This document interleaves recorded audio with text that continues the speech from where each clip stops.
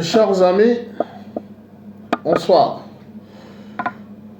Alors, excusez-moi, hein, il faudrait que nous puissions un peu décortiquer ce qu'a dit le bâtonnier.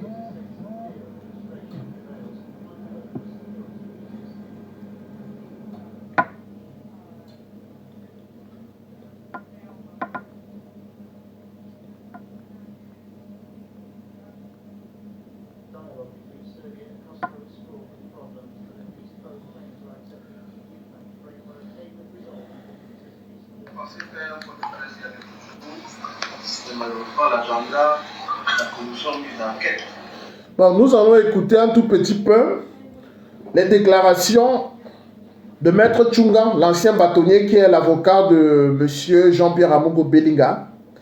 Et nous allons revenir sur cette histoire. Moi, je suis un homme politique. Je ne suis pas dans ces affaires de camp, je ne suis pas dans ces affaires tribalistes.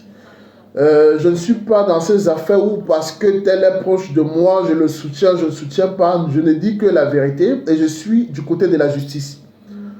Je vous ai dit dès le début de cette histoire qu'après des informations que j'avais personnellement reçues des agents de certains éléments des services de renseignement, M. Jean-Pierre Amogo Belinga était innocent dans cette histoire.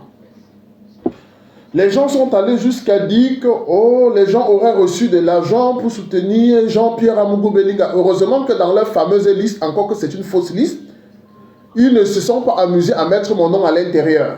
Donc par conséquent, je n'ai pas reçu de l'argent. Bon, je ne peux que vous dire la vérité. Je vous avais dit que dans cette histoire, il y a un individu qui tire son épingle du jeu et qui a voulu profiter du mécontentement du peuple pour faire couler un camp. Et cette personne n'est d'autre que M.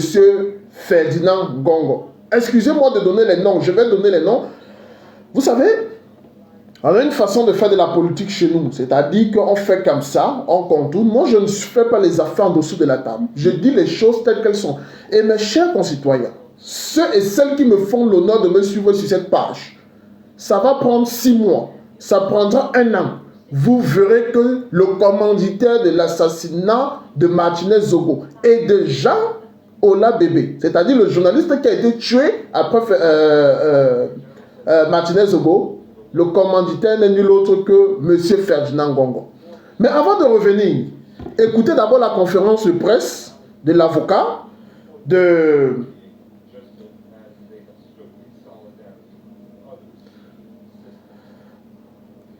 M. Jean-Pierre Amogo Belinga.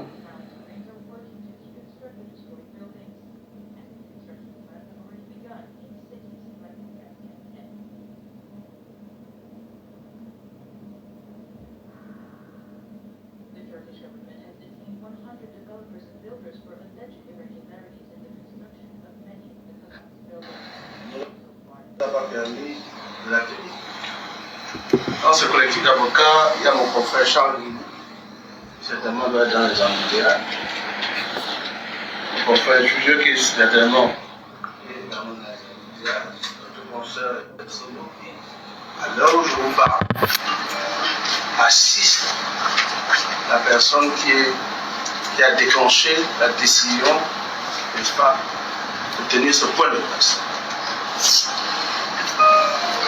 Mon confrère Paul Loulou et ma consoeur Jambé et moi-même assurons la défense de ces mises en cause, de ces suspects. Il ne s'agit pas, comme vous l'avez entendu, d'une conférence de presse, mais il s'agit d'un point de presse. C'est-à-dire qu'il n'y aura pas d'échange entre vous et nous à ce stade. Enfin, que ceux qui suivent les procédures criminelles le comprennent. Depuis le début de cette affaire, en dépit du fait que nous ayons les moyens, vous le savez, de nous exprimer si nous le souhaitons, la défense n'a jamais exprimé quelque point de vue que ce soit dans le cas de ce dossier. Nous avons observé avec beaucoup de déception une campagne internationale de presse savamment orchestrée tendant non pas à rechercher les véritables coupables de cet horrible assassinat, mais tendant dès le début, même voire avant ce malheureux incident, à désigner notre client comme étant le commanditaire de ce crime. Alors je vais essayer d'être extrêmement synthétique pour éviter des discours. Comme c'est ce dont je parlais tout à l'heure, qui achève l'assistance d'un de nos clients. On va essayer d'être synthétique et didactique. 17 janvier 2023. Enlèvement, séquestration, torture et assassinat du journaliste Martinez. 22 janvier 2023. Découverte du corps au lieu dit Bobo 3 par SOA. Ouverture immédiate d'une enquête préliminaire sous l'autorité du procureur de la République près des tribunaux de première et grande instance de Oufou et de la Meufou à Famba. Conduite d'une autopsie sous l'autorité du procureur de la République. 2 février 2023. Mise en place d'une commission mixte d'enquête police-gendarmerie par M. le ministre d'État, secrétaire général de la présidence de la République, sur haute instruction du chef de l'État. Il convient d'indiquer que la légalité de cet acte pose et posera problème. 6 février 2023. Irruption de dizaines de gendarmes et policiers au domicile de M. Jean-Pierre Moukoulika pour procéder à son arrestation. L'heure de 5 h du matin et sans convocation préalable et à des perquisitions sans mandat de perquisition en violation des dispositions des articles 103 et suivants du Code de procédure pénale. Les perquisitions effectuées ce jour à son domicile n'ont rien de bon.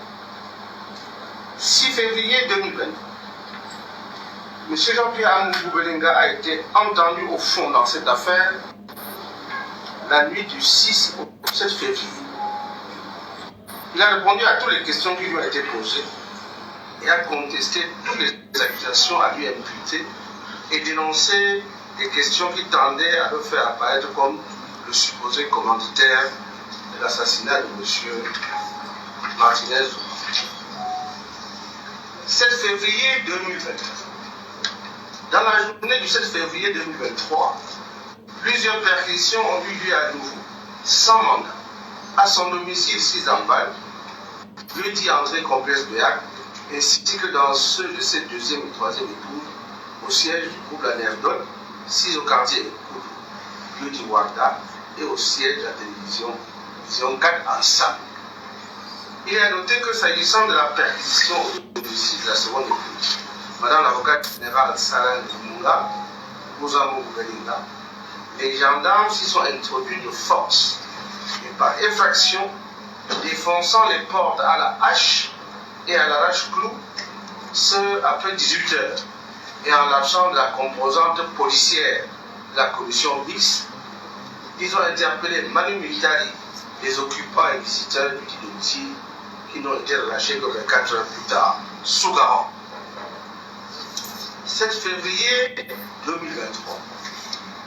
Dans la nuit du 7 février 2023, une première confrontation avec le lieutenant-colonel Dawé Justin, au cours de laquelle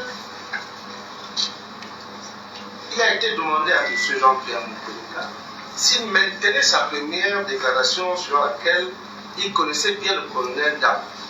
Il a répondu par l'affirmative en indiquant notamment que ce dernier venait souvent le voir pour le dépannage et lui filait souvent des informations sur les activités sécuritaires frontalières avec la Centrafrique et la Guinée équatoriale.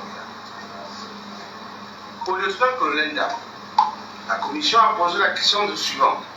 Dans votre précédente audition, vous avez déclaré ne pas connaître M. Jean-Pierre Amougou Belinga, maintenez-vous cette position.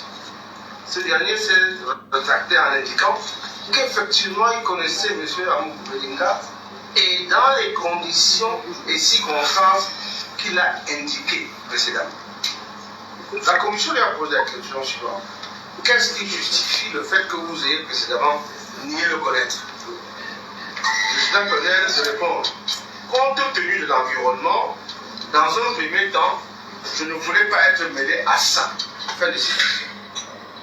Écoutez, mes chers amis, voilà un lieutenant-colonel, soi-disant des services de renseignement.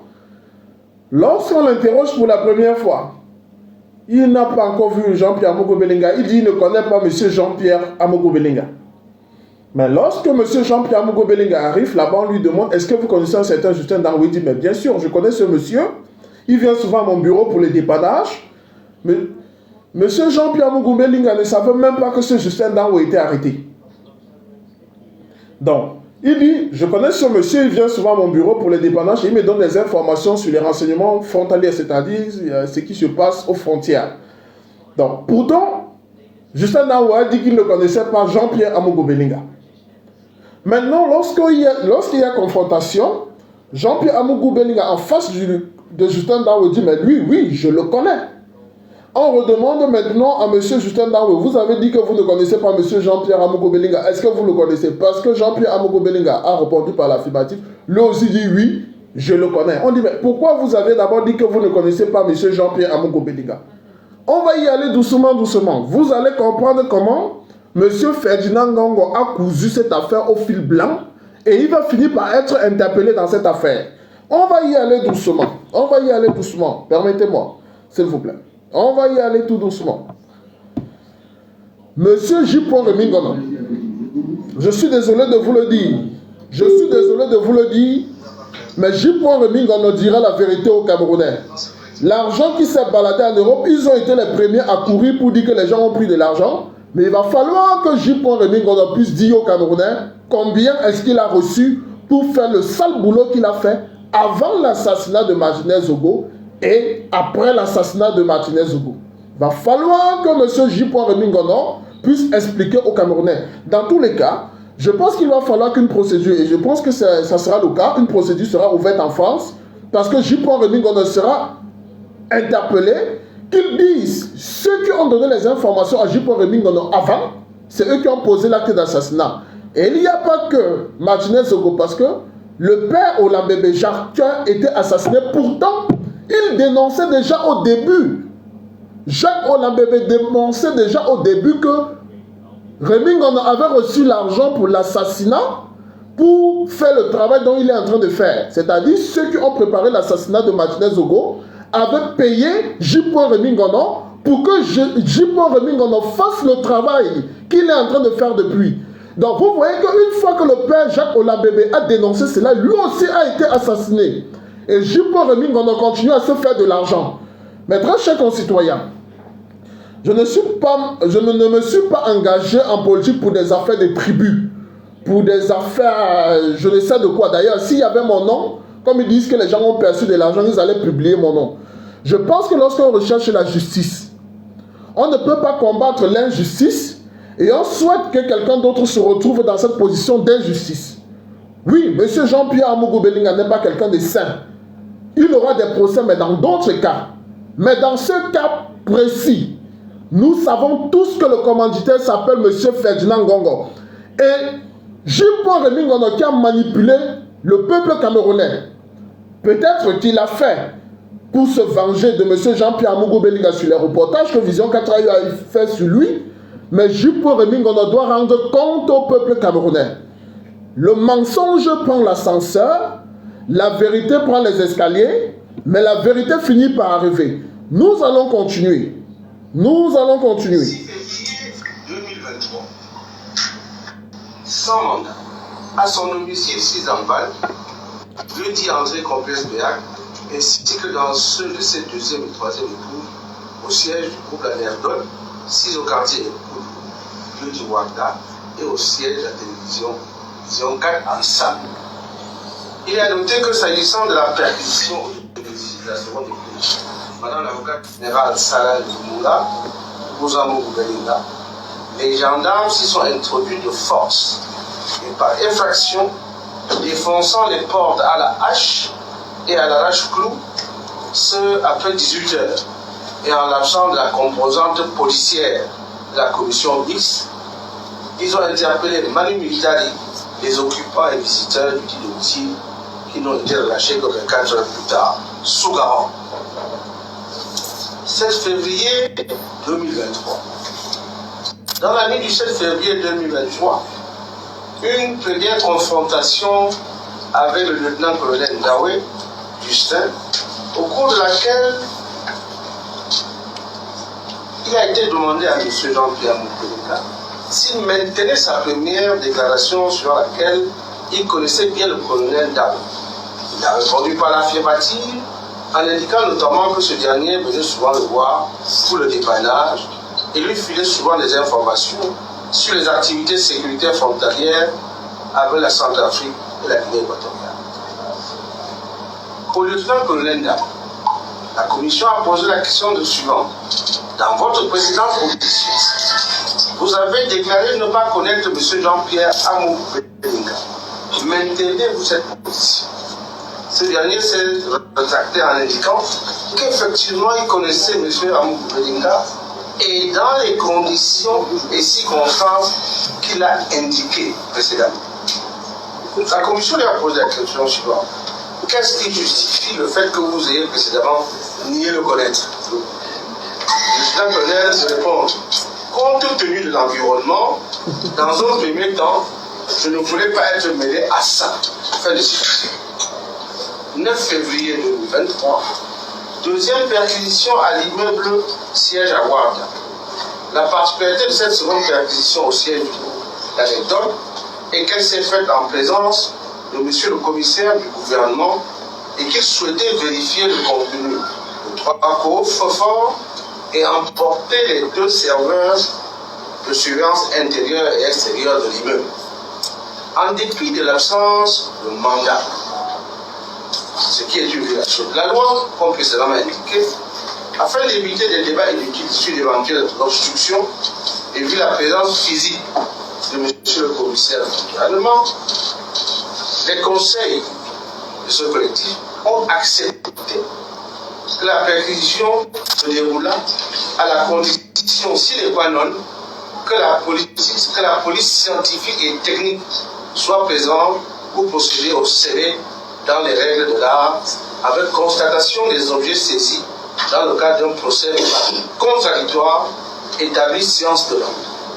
Le commissaire du gouvernement a fait appel donc à la police scientifique et technique et l'on a procédé à la perquisition. Nous-mêmes, nous avons été surpris de voir que la police scientifique et technique était très équipée en outils pour procéder aux perquisitions conformément aux articles 119 et suivants du Code de procédure pénale. 9 février 2023, les collaborateurs de M. Jean-Pierre Amou Belinga ont été illégalement arrêtés au groupement territorial de gendarmerie après qu'ils aient été entendus dans le cadre de l'affaire de l'assassinat, puis libérés. Ils ont été conduits notamment Manu Militari au service central de chef judiciaire, où ils ont été incarcérés dans des cellules sans titre de détention, ni bon de garde à vue. 10 février 2023, les auditions des collaborateurs de M. Amou Belinga, illégalement arrêtés la veille et illégalement détenus, ont débuté au service central de chef judiciaire pour se poursuivre le samedi 11 février 2023 dans les mêmes conditions d'illégalité.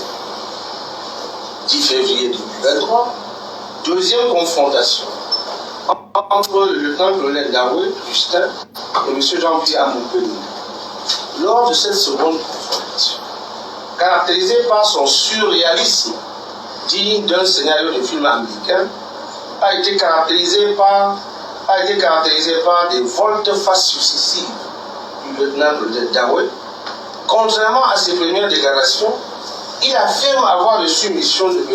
Jean-Pierre Moukoulika de faire taire le journaliste Martinez Souko pour ensuite déclarer que la mission consistait à lui donner une bonne correction. Pour enfin indiquer qu'après l'avoir enlevé et torturé, ses équipes l'ont laissé vivant. Bon, nous allons continuer, mes chers compatriotes. Voilà tout un lieutenant-colonel. Ce n'est pas un petit agent de renseignement. Tout un lieutenant-colonel des services de renseignement. Je ne connais pas M. Jean-Pierre Amougou Belinga. C'est sous procès verbal. Je ne connais pas. M. Jean-Pierre Amougou Belinga arrive et dit, toi, je te connais. Tu viens souvent à mon bureau prendre l'argent. Puisque M. Jean-Pierre Amougou Belinga dit, toi, je te connais, tu viens souvent à mon bureau prendre l'argent, il dit, oui, moi aussi, je le connais. Ça s'arrête là. Troisième confrontation, cette fois, il vient et dit, oui, non seulement je le connais, mais il m'a payé, il a donné de l'argent pour que je puisse enlever le journaliste et le tabasser. Excusez-moi. Suivez. Le tableau indique que la mission a été évaluée à 23 millions de francs CFA et qu'il a reçu comme avance une somme de 2 millions de francs CFA. Pour par la suite indiquer qu'après la réussite de sa mission et le compte rendu fait à son prétendu commanditaire, il n'a rien reçu jusqu'à ce jour et selon ses propres dires, il n'a jamais pensé réclamer le kilo. Or, lorsqu'on sait que selon ses propres déclarations, ces équipes de surveillance, de filature et d'exécution étaient constituées de plus de 10 personnes, l'on peut s'interroger sur la pertinence de ces déclarations et sur la rétribution de l'ensemble des intervenants, sauf à considérer que ces hauts responsables de nos services d'intelligence ont pu mettre en péril leur carrière. Bon, mes chers compatriotes, parce qu'il faut qu'on soit... mettez les cœurs s'il vous plaît. Il y a les gens de Ferdinand Gongo qui viennent déjà mettre les têtes de mort là. Mettez les cœurs, je vous en prie. Mettez les cœurs. Mettez les cœurs parce que il y a les gens de Ferdinand Gongo qui signalent mon live. Mettez les cœurs. Mettez les cœurs sur le live. Tapotez, mettez les cœurs sur le live. Merci. Mettez les cœurs sur le live. Voilà un lieutenant-colonel qui dit que non, on l'a recruté pour tabasser quelqu'un. Et rien que pour tabasser la personne, on lui promet 20 millions. Et qu'on a avancé 2 millions, il reste 18 millions. Donc pour tabasser quelqu'un, on te promet 20 millions. Et pour tabasser un petit journaliste, il a fallu une équipe de près de 20 personnes pour tabasser un journaliste. Je ne sais pas si vous comprenez. Pour tabasser un journaliste, on te paye 20 millions.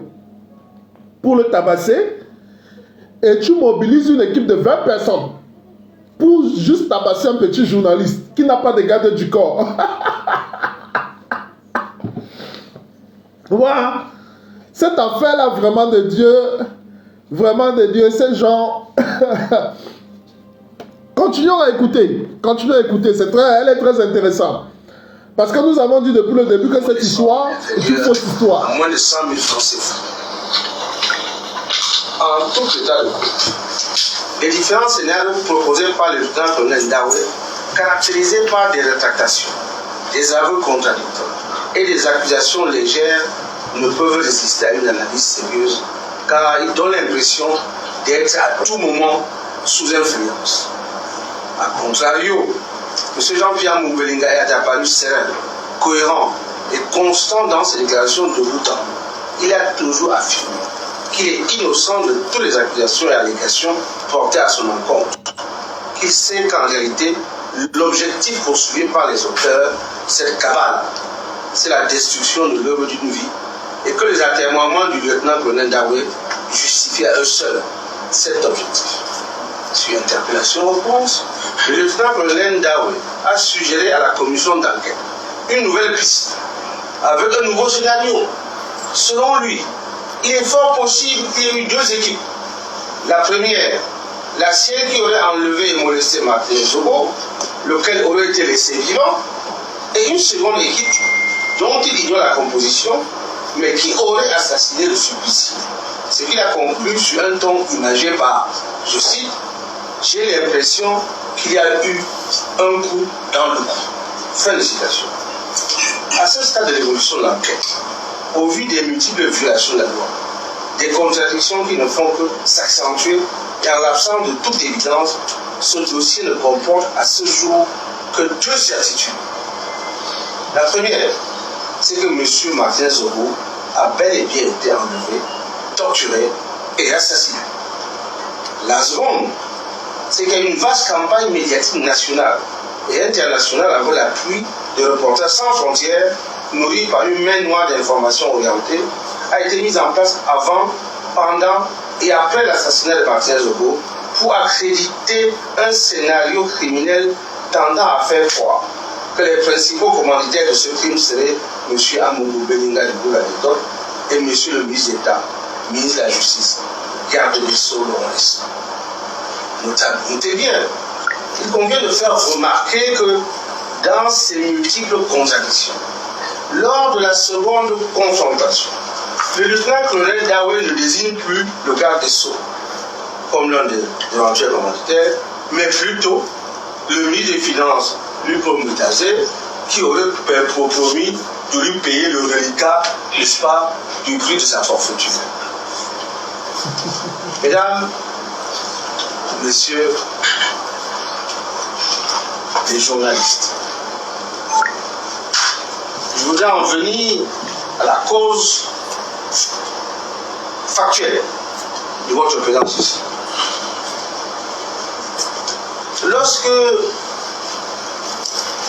une escouade d'une soixantaine de gendarmes armés jusqu'au lançon ont envahi ces mêmes locaux, nous étions en audition au groupement devant la commission mixte mise en place par le chef de l'État.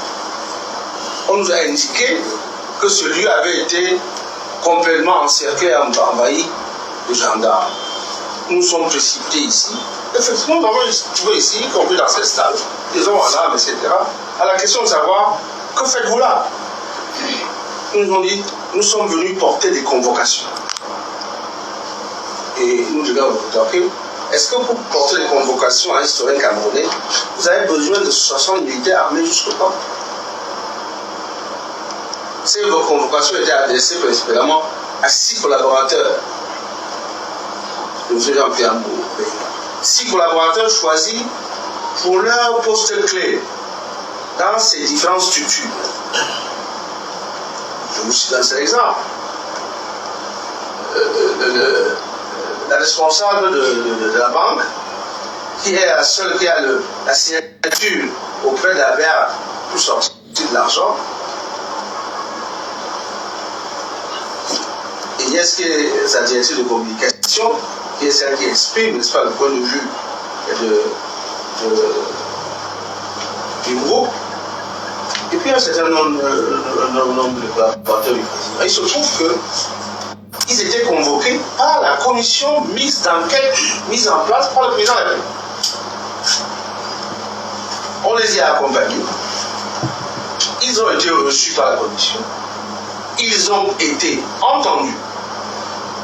À la fin de l'audition, on leur remettait leur carte d'identité, on leur demandait de rentrer chez eux ou à leur bureau. Sauf que lorsqu'ils sont descendus, ils ont descendu les escaliers, il y avait un groupe de gendarmes qui les attendaient là-bas. On les a pris. On les a d'abord enfermés dans une salle qu'ils appellent salle des opérations, et en plus on les a transformés à ce stade-là pour une destination inconnue de nous. Il a fallu qu'on fasse quelques démarches pour savoir qu'en fait, on les a menés au camp Yaya, où se trouvent, n'est-ce pas, les cellules, n'est-ce pas, du CERN. Ils y ont été auditionnés. On a même donné, moi je ne savais pas comment on distribuait des t-shirts aux gens lorsqu'ils étaient en garde à vue, mais en tout cas, on les a détruits tout ce qu'ils avaient, on les a fait enfiler des t-shirts jaunes avec pour moi, ça ressemblait à des t-shirts de footballeurs. Et on les a mis en cellule. Ils sont restés en cellule pendant 3 jours et on leur posé des questions sur le fonctionnement global du groupe et sur les éventuelles malversations financières qui s'y dérouleraient. C'est comme ça qu'ils ont été entendus. Évidemment, nous, avocats, qu'est-ce qu'avons-nous fait? nous avons introduit le 13 février une requête en appel corpus auprès du président du tribunal de grande instance d'une fournie pour arrestation illégale, détention illégale et violation du code de procédure. Cette affaire aurait dû être appelée le mardi, mais il s'est trouvé que le texte oblige le président du tribunal de grande instance à notifier au geôlier une injonction lui demandant de se présenter par devant lui avec les personnes détenues et les titres d'arrestation et de détention. Ce qui a pris 2-3 jours. Cela a été fait. Cette affaire a été appelée hier devant le président du tribunal de grande instance. Et quand ils ont vu l'injonction du président et notre requête, nuitamment, ils ont pu les libérer un à un, n'est-ce pas, ces 6 personnes, dont la dernière a été, n'est-ce pas, exécutée, on va le dire ainsi, hier. Alors il se trouve que ce matin, c'est-à-dire 17 février, à 7h30, moi je me suis couché vers 2h du matin, mon téléphone a sonné à 7h30, on m'indique que le service central de recherche judiciaire du CEL demande la comparution de mademoiselle Ben Diane, qui est la secrétaire particulière du président directeur général du groupe L'Anecdote. Moi, je pose la question, de quoi s'agit-il? On me dit non, c'est pour des précisions sur ces présences d'opposition. On n'est pas devant la commission d'enquête mixte. C'est la gendarmerie qui demande. Je dis donc dans ces conditions, comme j'ai d'autres obligations liées au même dossier auprès du commissaire du gouvernement, j'ai décidé de proposer à ma consoeur Maître Sono d'aller assister cette demoiselle auprès de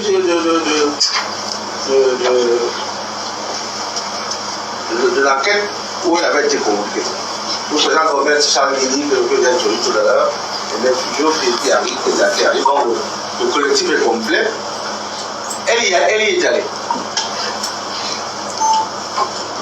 Elle pensait qu'elle était convoquée dans la suite des enquêtes concernant les malversations éventuelles du groupe de cette débat. Sauf que lorsqu'elle arrive là-bas, ma consoeur, comme je suis bonne professionnelle, elle regarde le papier qui est sur la machine montable là, elle voit enquête assassinat Martinez, Zobo et autres. Elle pose la question au lieutenant-colonel, nous sommes précisément dans le cadre de quelle procédure? Et lui répond, non, ici dans le cas de la procédure de l'assassinat Martinez. Donc, mais enfin, la commission mixte d'enquête siège au gouvernement. Comment se fait-il que vous interrogez ici dans le cadre de cette procédure? Est-ce que l'autorité judiciaire concernée, puisqu'ils ont déjà différé, puis renvoyé pour complément d'enquête, est-ce que le commissaire du gouvernement est au courant? Silence radio. Puis elle nous a fait un message. Nous sommes transportés rapidement. On a suspendu. Nous étions en plein procès.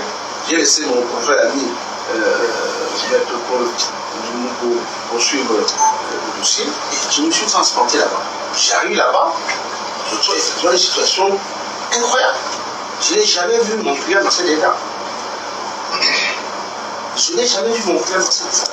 Il comprenait pas qu'une jeune fille, elle a 21 ans, qu'on veut l'amener à des choses qui dépassent même son entendement elle-même. Sauf que cette fille a été d'un stoïcisme qui m'a même personnellement impressionné. Alors quand elle m'explique ce qui s'est passé, lorsqu'elle est arrivée, on l'a menacée en lui disant, avant que madame Edson arrive, on l'a menacée en lui disant que vous êtes jeune, faites attention, si vous ne dites pas la vérité, vous allez finir en cellule comme tous les autres, etc. Donc, dès qu'elle est arrivée, ils ont baissé le ton et, à sa grande surprise, qui est-ce qu'on amène? Le colonel Ndawé. colonel Ndiaoué, qui évidemment a dû avoir une nouvelle inspiration, il a changé de scénario. Il ne dit plus qu'il avait donné les images à M. Amou Belinga et qu'il était très content de voir ces images-là. Il dit plutôt que non, il a transféré les images dans le téléphone de la petite Ben Diane. Alors elle est tombée de nuit. Elle dit, écoutez, moi je suis en train de parler, voici mon téléphone. Maintenant, on a ouvert comme son téléphone à la date du 17 et 18, il n'y a rien. Il n'y a rien vu. Alors, je pars du CED, je fonds directement sur le commissaire du gouvernement. Et j'ai dit, monsieur le commissaire du gouvernement, ce n'est pas une chose grave dans cette affaire. Maintenant, il y a une nouvelle enquête parallèle qui aurait été ouverte au service central judiciaire du CED. Est-ce que le cadre juridique de l'affaire a changé? Première question. Deuxième question. Est-ce que vous savez donner des instructions quand vous faites un choix, fait le tour, vous demandez qu'on vérifie telle chose? Est-ce que vous avez demandé qu'on ouvre une nouvelle procédure parallèle à la procédure prescrite par le président de la République au CED? J'ai vu un monsieur décontenancé. Il était surpris par l'information parce qu'en fait, je lui donnais l'information. Pour le reste, vous savez très bien que je n'ai pas le droit de dire les choses qui se font derrière. Mais voilà la situation à laquelle nous nous trouvons. Nous nous trouvons avec une enquête présidentielle qui a été prescrite le 22.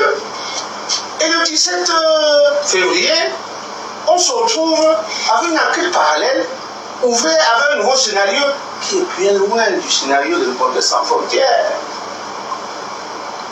Qui est bien loin. Bon, nous allons, mes chers concitoyens, nous allons mettre une pause parce que c'est suffisamment, nous avons suffisamment écouté pour pouvoir nous faire notre propre opinion. Voilà, monsieur qui commence. Cette histoire a commencé. J.P. Remingono, dont beaucoup de Camerounais suivent. D'ailleurs, je fais partie de ceux qui le suivaient. Je ne suis pas un lanceur d'alerte, je suis un homme politique. Et je me suis engagé en politique pour lutter contre les injustices. D'où qu'elles viennent ces injustices, je dois les combattre. S'il y a des personnes qui sont responsables de certains actes, les gens doivent être condamnés pour les actes dont ils sont responsables et non fabriquer des choses ailleurs et les imputer pour les condamner tout simplement parce qu'on veut les têtes. Ça, ce n'est pas de la justice. Depuis le début, lorsque j'ai écouté cette histoire, je vous avais dit, pour ceux qui me suivent, j'avais reçu 2 coups de fil d'environ 30 minutes des agents de la DGRE qui m'ont immédiatement dit, Monsieur Nganchop, nous connaissons votre sens de justice. Monsieur Maxime Eko n'a rien à voir dans cette histoire. Il y a des éléments dans notre service qui ont été payés par le secrétaire général à la présidence de la République pour faire couler le directeur de la DGRE. Il est question pour monsieur Ferdinand Ngongo de faire tomber la DGRE et de prendre le contrôle des services de renseignement pour préparer son coup d'état scientifique.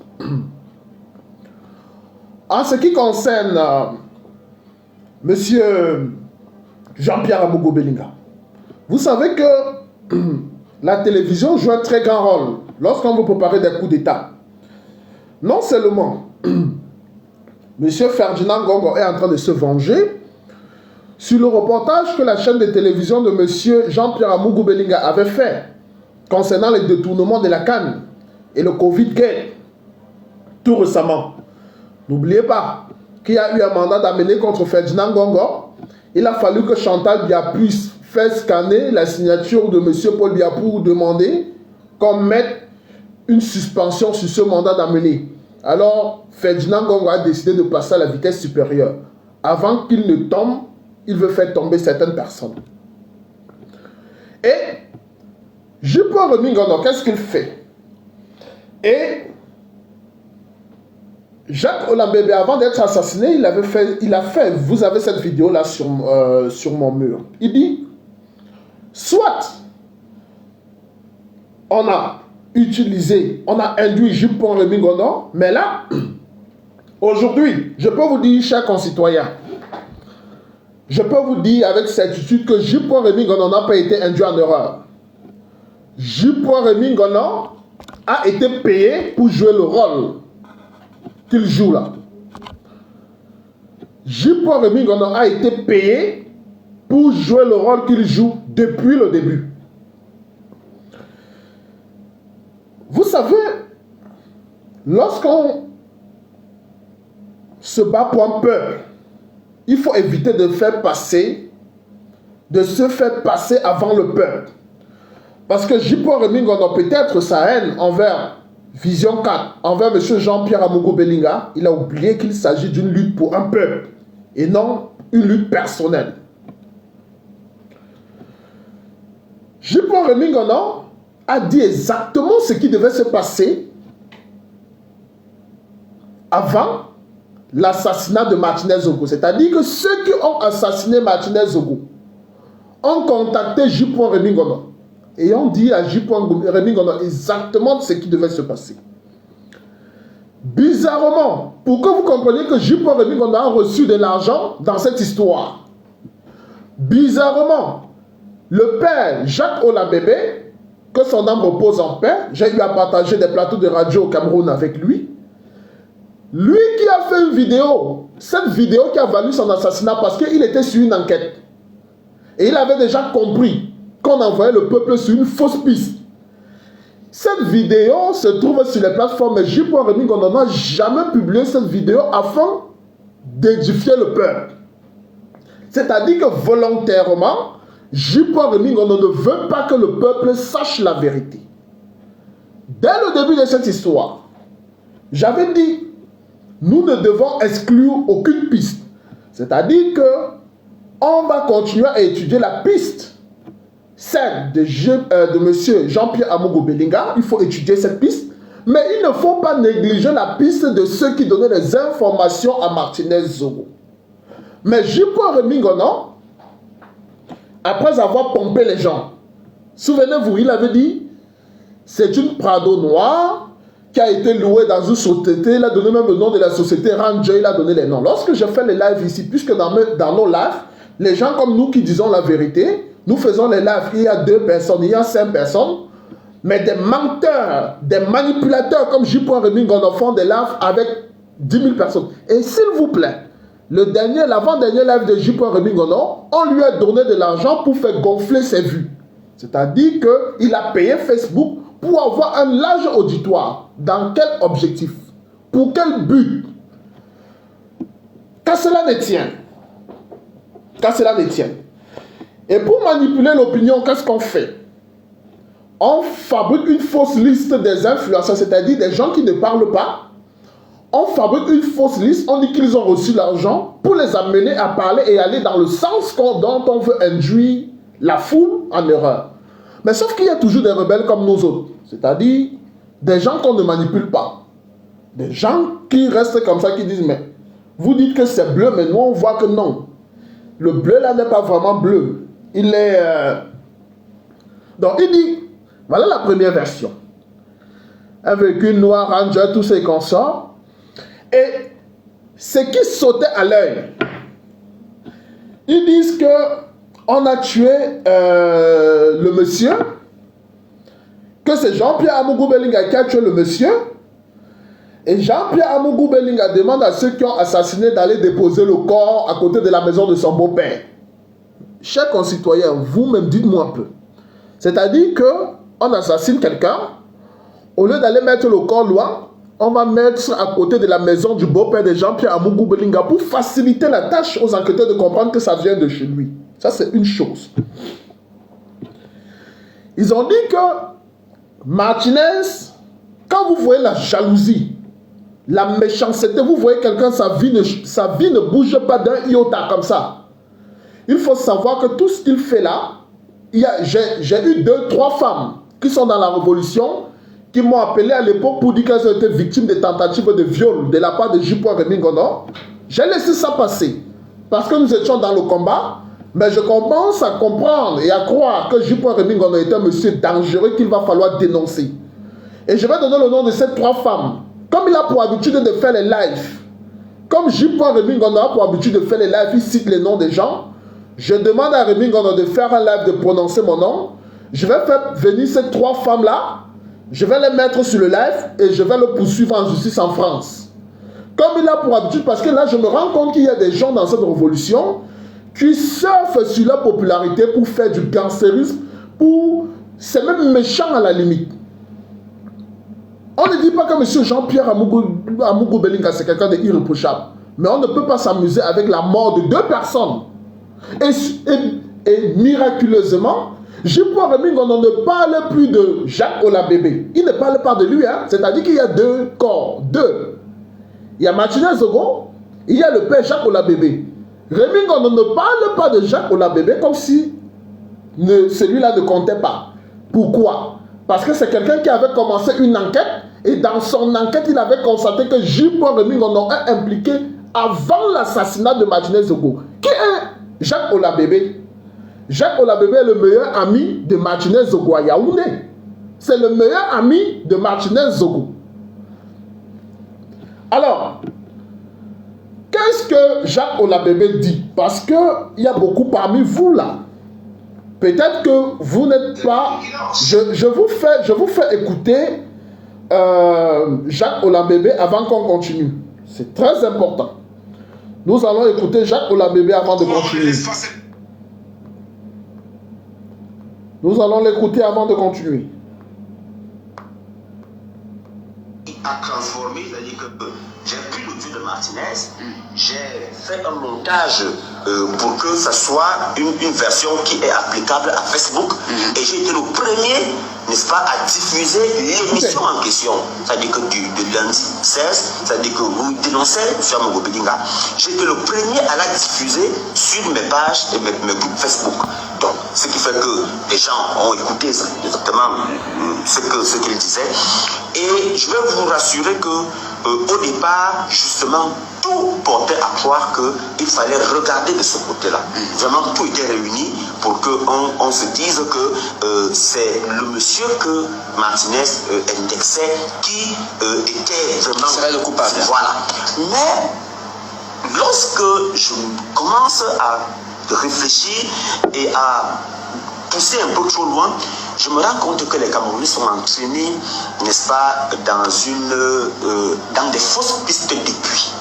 Je ne vais pas citer peut-être les noms pour le moment parce que je veux le dire, une enquête n'est jamais vraiment bouclée. Oui. Quand elle est ouverte, et puis il peut y avoir des rebondissements, il peut y avoir des complicités qui vont à plusieurs niveaux et tout.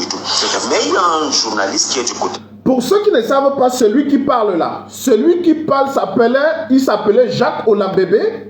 C'était le meilleur ami de Martinez Zogo. Après l'émission que je suis en train de vous faire écouter, il a été assassiné le lendemain. C'est-à-dire qu'il était en train de mener son enquête et il s'était rendu compte pendant l'enquête que ce n'était pas, la piste n'était pas celle-là où on veut envoyer le peuple. Monsieur Jean-Pierre Amougou Belinga n'avait rien à voir avec cette affaire et il s'était rendu compte que J. Rémy Ngondo était en contact avec ceux qui avaient assassiné Martinez Zogo. Écoutez très bien.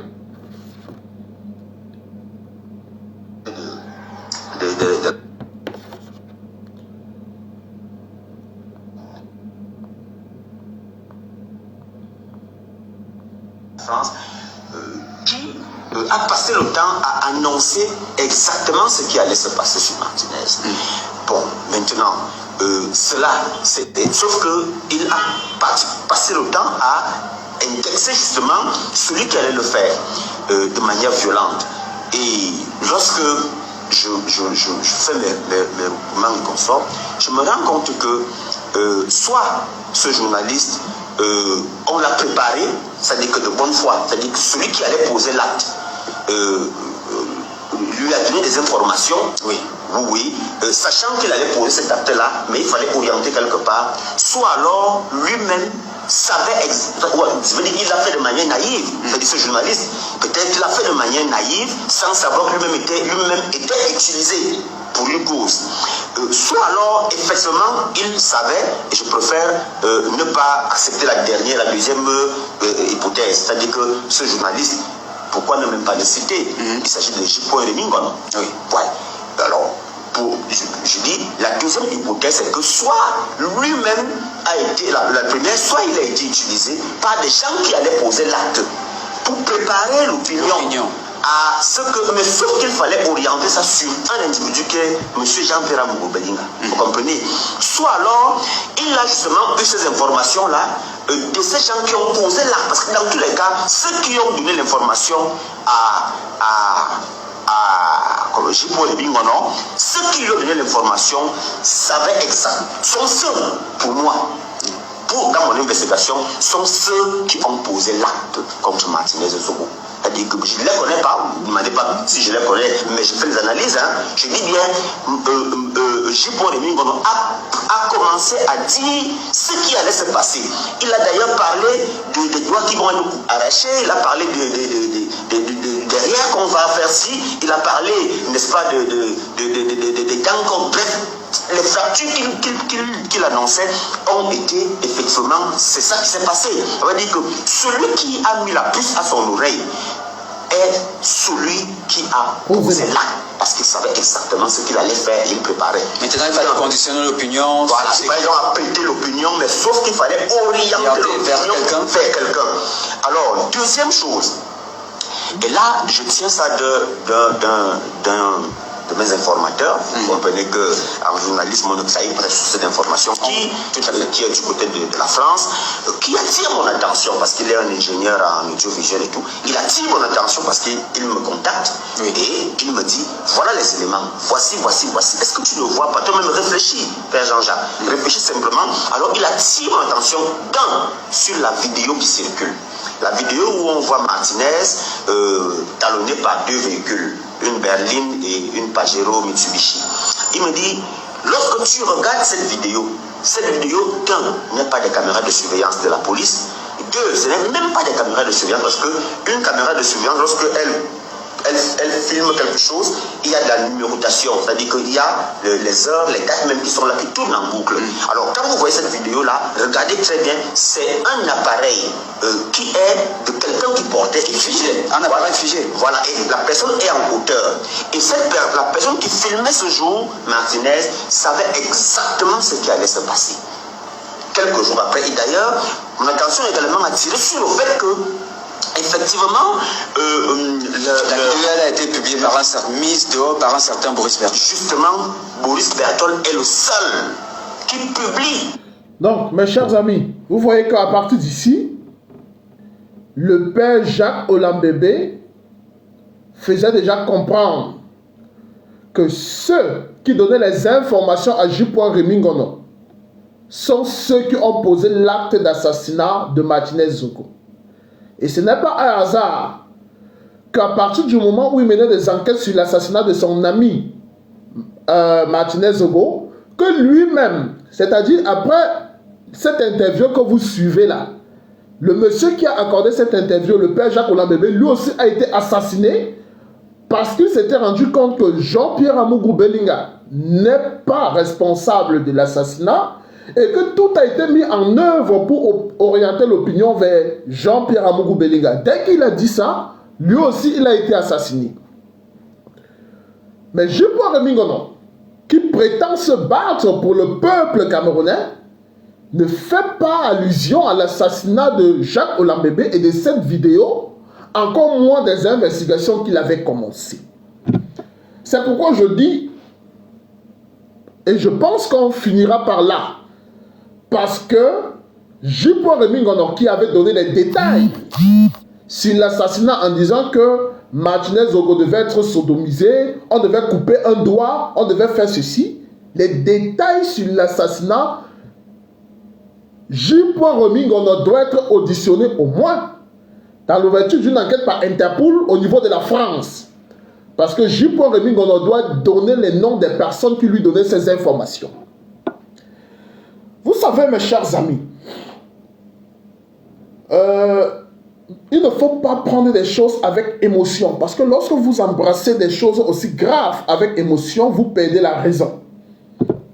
C'est pourquoi en toute circonstance, il faut savoir raison garder. On ne peut pas nous dire,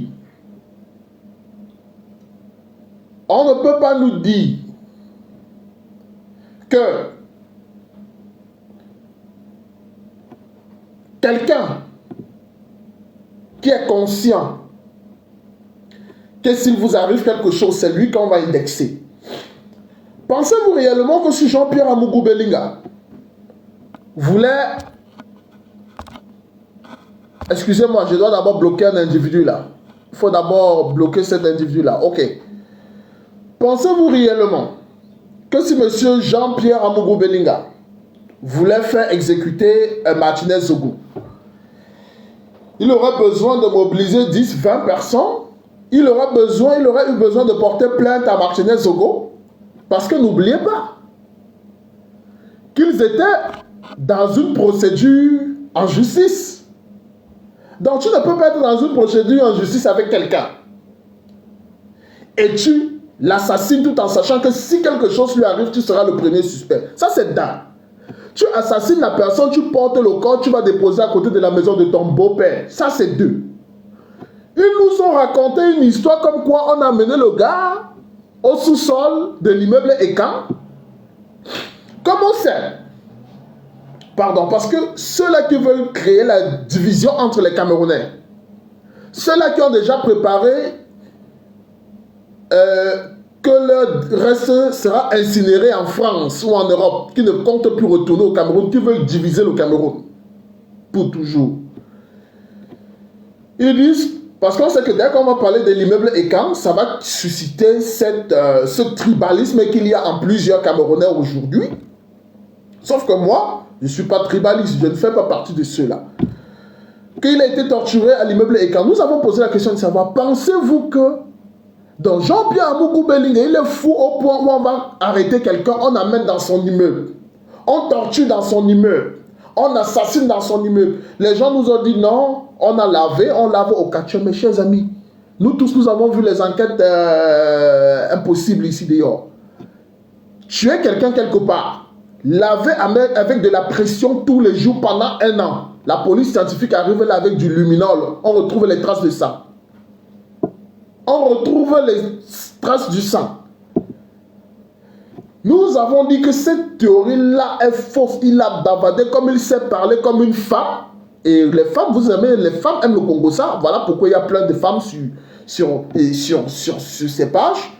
D'ailleurs, les gens qui le suivent, on ne peut pas convaincre ce genre de personnes-là. Parce que les gens suivent avec passion, enlèvent le cerveau, mettent de côté et mettent tout le reste de leur cause là-dessus.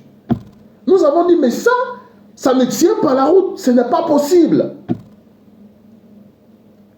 Aujourd'hui, vous comprenez qu'il y a eu 3 versions de ce même Dawe. Maintenant, ce n'est plus que Jean-Pierre Amougou Belinga lui-même était là, si bien qu'il appelait le ministre Laurent Esso en disant, oui, allô, boss, oui, on fait comment? Le ministre Esso a dit, achevez le travail. Mes chers amis, je suis un homme politique. Lorsqu'on s'engage en politique comme nous autres, on connaît le chemin légal, on connaît les moyens, on connaît donner les coups en dessous de la table. Si j'ai besoin de faire une opération au Cameroun comme celle-là, je paye des gars, même pas au Cameroun, je paye des gars au Nigeria, ils viennent faire le truc, ils rentrent là-bas. Et ça ne coûte rien, rien du tout. Et s'il faut payer même quelqu'un au Cameroun, il y a les enfants de rue là. Il y a les enfants de rue là. On pointe seulement le gars, on donne un petit 200 000 à un enfant de rue. Il ne connaît même pas qui a donné l'argent. Il ne connaît même pas qui est derrière. Il s'arrange avec 2 de ses amis. Dès que le gars sort le poignard, c'est fini. On n'a pas besoin de passer par un service d'intelligence pour tuer quelqu'un comme ça. C'est pas possible. Mais je me pose la question de savoir, mais ces gars-là, ils ont même... Ceux qui ont fabriqué ce coup-là. Et regardez la rapidité avec laquelle on arrête M. Jean-Pierre Amougou Belinga. C'est-à-dire que Ferdinand Ngongo, parce qu'on ne veut pas citer son nom. Mais moi, je cite son nom. Les gens ne se posent pas la question de savoir que mais moi, je suis identifiable. Je viens en République de Turquie. J'ai un numéro. Je cite le nom de Ferdinand Ngongo depuis. Je dis qu'il m'intente un procès. via l'ambassade du Cameroun en Turquie qu'il ouvre un procès et je vais démontrer que c'est Ferdinand Ngongo qui est derrière l'assassinat de Martinez Zogo. Pourquoi est-ce qu'ils ne le font pas? Les gens évitent de donner les noms, mais on ne peut pas vivre dans une république de mafia comme celle-là. Je donne les noms depuis le début et vous finirez par me donner raison ici. Donc, M. Ferdinand Ngongo, comme il a mis son ami, il avait fait en sorte qu'on nomme son ami à la gendarmerie. Vous-même, vous connaissez le problème que Jean-Pierre Amougou Belinga avait avec le délégué général de la Sécurité nationale, Mangangele. Donc, le gars est conscient qu'en mettant la pression, c'est-à-dire il devait passer par un cafouillage, mise en force, pam, on prend Amougou Belinga, on l'humilie. La preuve en est. Comment est-ce qu'on peut arrêter un jeune comme Bruno Bidjan parce qu'on dit qu'il a envoyé un message à Paul Désibia en disant, voilà les gens là, ils nous attaquent. Combien de fois Bruno Bidjan ou les gars de Vision 4 ont eu à dire à la télévision, ceux-là nous attaquent, on ne parle pas, lorsqu'on va répondre, c'est une expression qui n'est pas nouvelle. C'est une expression qui est connue. Mais le fait de dire que les gens les attaquent, ils vont riposter par leur reportage qu'ils font, est-ce que ça fait de Bruno Bidjan, par exemple, un complice de meurtre? Mais vous comprenez ici que ceux qui ont commandité cela avaient l'intention de couper les bras de Jean-Pierre Amougou Belinga, voire de faire fermer, parce qu'il y a une campagne. Regardez ce qui a suivi, allez retirer votre argent à Vision Finance. Si ce n'est pas de la méchanceté, de la jalousie, et ceux qui font ça ne seront jamais rien dans leur vie, comment est-ce que Vision Finance qui emploie des Camerounais, on peut demander qu'on ferme? Donc les gens peuvent vouloir qu'on ferme comme si on faisait du mal à Jean-Pierre Amougou Belinga. Vraiment mes chers frères, dites-moi. Les gens ont passé une semaine, 2 semaines à faire la campagne en disant allez retirer votre argent à Vision Finance. Pourtant Vision Finance, pendant que ça tourne, ce n'est pas que Jean-Pierre Amougou Belinga. Jean-Pierre Amougou Belinga aujourd'hui il a déjà tout. C'est ceux qui travaillent à Vision Finance. Je vois les mêmes sorciers dire ce n'est pas parce qu'il embauche les Camerounais qu'il va détourner l'argent de l'État. Vous avez eu le nom des ministres ici, vous avez eu les noms des ministres ici. On vous dit que certains ont détourné 100 milliards, 200 milliards. Mais personne parmi eux n'est déjà parti sur ces 200 milliards embaucher les Camerounais et leur donner les conditions de vie que Jean-Pierre Amougou Belinga donne aux Camerounais. Pourquoi est-ce que le Camerounais est foncièrement méchant? Pourquoi? Mais nous les avons identifiés. Vous savez, à quelque chose, malheur est bon. Malheur est bon, pourquoi? Parce que ça a permis. Et vous savez, 2018 nous a sauvés. C'est-à-dire que nous étions dans une logique de conquête de pouvoir. Dieu, ce n'était pas le temps de Dieu pour qu'on prenne le pouvoir en 2018. Parce que Maurice Kamto avait gagné les élections, mais Dieu a refusé que vous ne partiriez pas au palais là. Et lui seul sait pourquoi. Parce que si les gens qui veulent le pouvoir, c'est de cette manière-là qu'ils veulent diriger, c'est très dangereux.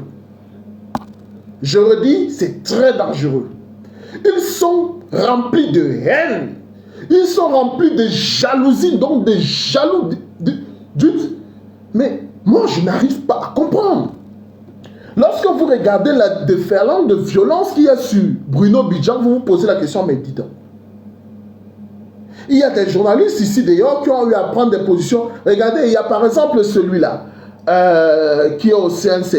Il y a ce journaliste-là, j'ai perdu son nom là.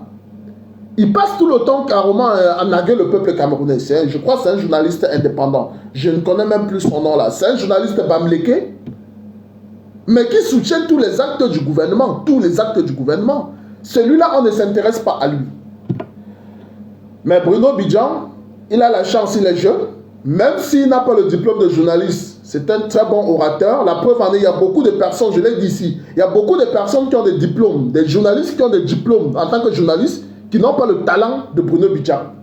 Il dit qu'ils n'ont pas le talent de Bruno Bidjan. Je ne pense pas que Claudie Sia qui parle bien là, je ne pense pas qu'il soit journaliste. À ce que je sache, Claudie Sia n'est pas journaliste. Mais ça n'empêche qu'il soit bon orateur. Alors, le gars a la chance, il est un bon orateur. Il a la chance de travailler pour un patron qui s'occupe bien de ses employés. Mais vous en voulez quoi au petit là? Qu'est-ce que vous voulez au petit là? On dit non, tu travailles avec Jean-Pierre Amougou Belinga. Ceux qui disent ça, si Jean-Pierre Amougou Belinga les avait embauchés, ils ne devaient pas travailler pour lui. Mais je vais vous dire une chose, mes chers frères, mes chers concitoyens. La vie, ce n'est pas que... Parce que ceux-là vont bavarder, vous dire, ils sont en Europe, ils boivent, je ne sais pas, ils se retrouvent dans l'Enganda, ils boivent, ils bavardent, tout ça, ils consomment. Ils ne vont jamais mettre un piquet au sol dans leur propre village. Et ils ne vont jamais mettre un piquet au sol dans leur propre village. Parce que leur mauvais cœur, la jalousie qu'ils ont dans leur cœur, la méchanceté qu'ils font dans leur cœur, ça fera en sorte qu'ils n'avanceront pas. Oui, ils n'avanceront pas. Moi, je vous ai pris des exemples ici. Je vous ai dit, je suis membre du bureau politique de l'UMS, de l'Union des mouvements socialistes du président Kwemo Pierre. J'allais à Vision 4. C'est Jean-Pierre Amougou Belinga qui demande qu'on ne m'invite plus dans sa chaîne de télévision. Il dit qu'on ne m'invite plus à sa chaîne de télévision. Jean-Pierre Amougou Belinga. Mais est-ce que c'est une raison pour qu'aujourd'hui je vois que quelqu'un qui donne des emplois à d'autres Camerounais soit victime d'injustice? J'applaudis. Je suis conscient que le monsieur là, il est innocent pour l'affaire là. Je dis non, il connaît. Ça, c'est de la méchanceté gratuite. Est-ce que vous trouvez que c'est sérieux ça? Et bizarrement,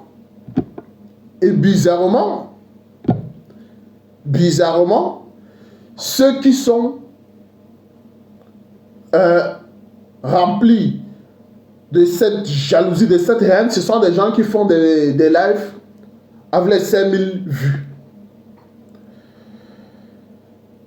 Je voulais tout simplement vous dire ce soir que la vérité marche lentement. Lentement, mais elle finit par arriver. Et on s'achemine vers là. Je vous disais ceci. De toute ma petite vie que j'ai au Cameroun, il n'y a personne qui a pris l'argent de l'État, même un franc, et accepté un jour qu'il a pris. Il dit, il n'y a personne. Jean-Pierre Amougou Belinga est passé à la télévision, à Mondiovision. Il a reconnu qu'il a eu dans les marchés publics à recevoir l'argent de l'État et qu'il devait rembourser. Et qu'il avait commencé à rembourser. On dit, mes chers concitoyens, nous voulons bâtir une nation propre, une nation juste. Il faut savoir apprécier ce qui est bien. C'est-à-dire qu'il reconnaît et il a commencé à rembourser. Non seulement il a commencé à rembourser, d'autres volent l'argent de l'État brut. Il garde dans des comptes en euros, mais lui, il investit au Cameroun, il embauche les Camerounais et il les donne les meilleures conditions de vie. Voilà quelqu'un qu'il faut encourager. Mais les gens veulent le tuer. Pourquoi? Parce qu'il roule carrosse. Parce que, soi-disant, il montre sa joie de vivre. Il montre qu'il est heureux. Au Cameroun, c'est non. Même si tu voles, comme on a pour habitude de dire, mange, tu essuies ta bouche. Que personne ne voit que tu as mangé. Non. Pourquoi est-ce que les gens veulent qu'on puisse vivre comme eux ils pensent? Pourquoi les gens pensent qu'ils vont imposer ce rythme-là aux gens? C'est-à-dire que vous ne pouvez plus être fiers de vous au Cameroun. Parce que si vous êtes fiers de vous, ça ne vous empoisonne pas. Comme les benguistes qui arrivent au pays, on les empoisonne, on les tue gratuitement. Si on ne vous on va trouver un moyen pour vous éliminer, comme on veut éliminer Jean-Pierre Amougou Belinga. C'est ça la réalité. Or, ceux qui veulent la chute de Jean-Pierre Amougou Belinga par jalousie, donnent ici l'occasion à quelqu'un qui s'appelle Ferdinand Ngongo de régler ses comptes. Et on oublie ces milliers de Camerounais qui sont embauchés par les entreprises de Jean-Pierre Amougou Belinga. C'est-à-dire, eux ils disent, nous on souffre. Mieux même ceux que Jean-Pierre Amougou Belinga embauche là viennent souffrir au quartier comme nous. Non. Non, le niveau de sorcellerie des Camerounais, non. Les ancêtres, les Oumniobé qui sont derrière moi là, ils vont encore vous laisser dans la souffrance là même 10 ans. Il n'y aura pas le changement maintenant là. Wallahi. Vous allez rester dans la souffrance là encore même 10 ans. Parce que vous êtes méchants. Vous êtes foncièrement méchants. Et les ancêtres ne vont pas vous libérer de ça maintenant. Tant que vous n'avez pas changé. Moi, je ne comprends pas.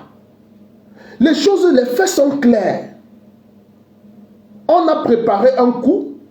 on a organisé, on a mal ficelé, on a voulu faire porter la responsabilité, non seulement à Jean-Pierre Amougou Belinga, mais moi, attendez, hein, je suis grippé, je me nettoie un peu là, je reviens. Ça, c'est pas vrai cette histoire.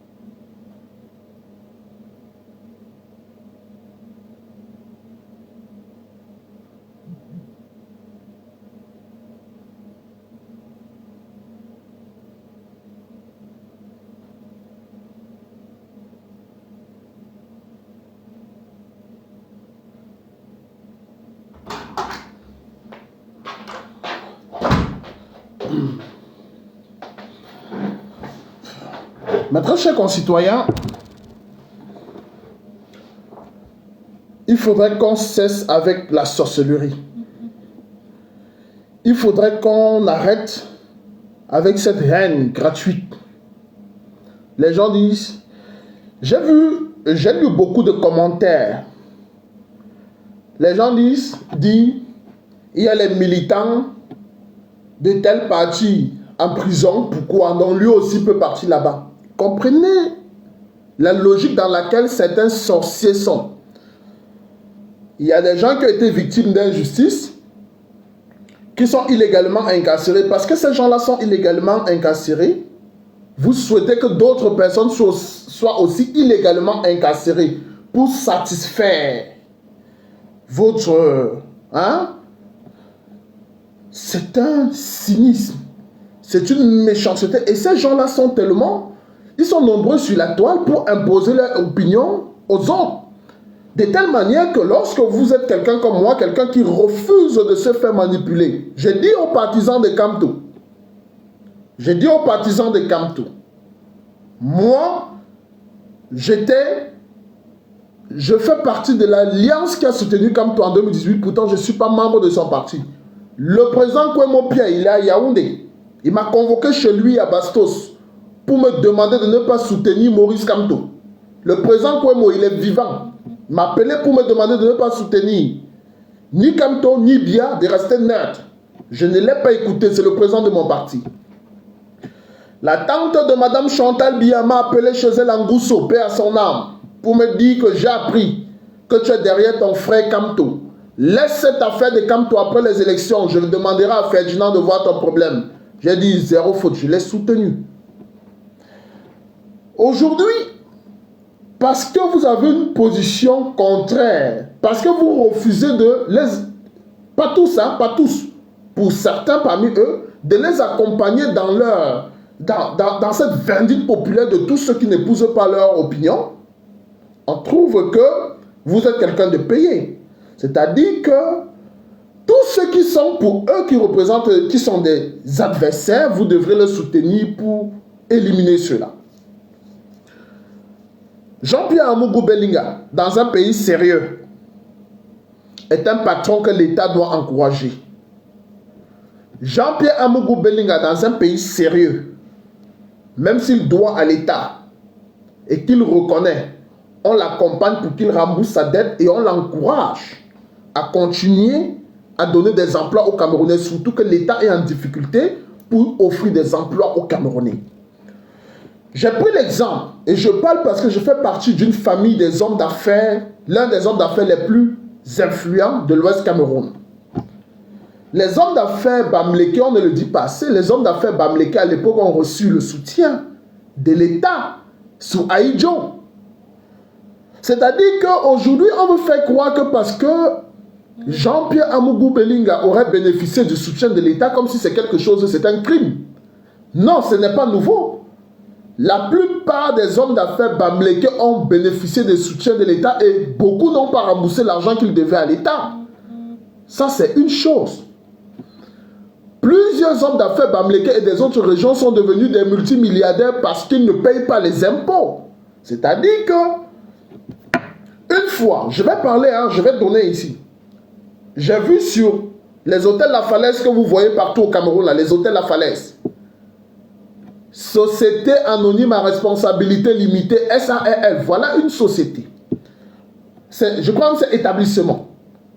Voilà une société au capital de milliards qui se déclare comme établissement.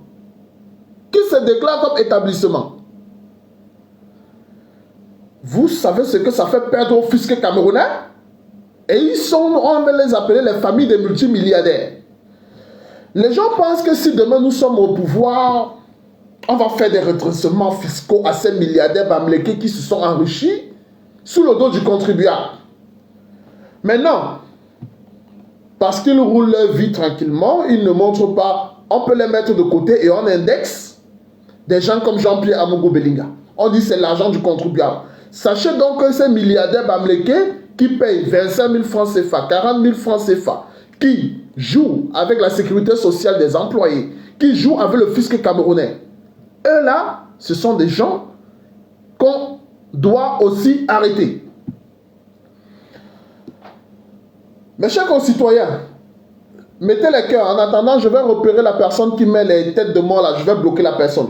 En attendant, je repère la personne qui met les têtes de mort là. En attendant, mettez les cœurs s'il vous plaît. Mettez les cœurs. Je vais repérer la personne qui met les têtes de mort là et je vais bloquer la personne. Voilà.